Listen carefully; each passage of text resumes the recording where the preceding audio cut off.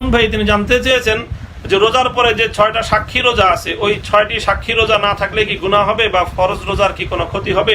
টাঙ্গাইল থেকে জানতে চেয়েছেন। ভাই, সাক্ষী রোজা বলতে ইসলামে কোনো রোজা নেই।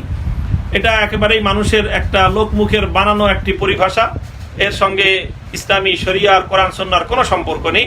তবে হ্যাঁ, হাদিসের মধ্যে রাসূল আকরাম সাল্লাল্লাহু আলাইহি ওয়াসাল্লাম রমাদানের পরে শাওয়াল মাসে 6টি রোজার ব্যাপারে অভূতপূর্ব ফজিলত বর্ণনা করেছেন। আল্লাহ নবীজি বলেছেন, মান সামা রমাদান সুম্মা আতবাহু বিসিত্তিন মিন শাওয়াল কানা কাসিয়ামিদ দাহর। যে ব্যক্তি রমাদানের পরিপূর্ণ রোজাগুলো পূর্ণ করলো, এরপরে রমজানের রোজা পূর্ণ করার পরে শাওয়ালের 6টি রোজা তার সঙ্গে সংযুক্ত করে দিল, সে যেন সারা বছর রোজা রাখলো। কাজে এই 6টি রোজা রাখা নফল রোজা রাখতে পারলে ভালো। কেউ যদি রাখতে না পারে তাহলে তার কোনো গুনাহ হবে না, এতে তার ক্ষতির কোনো কারণ নেই।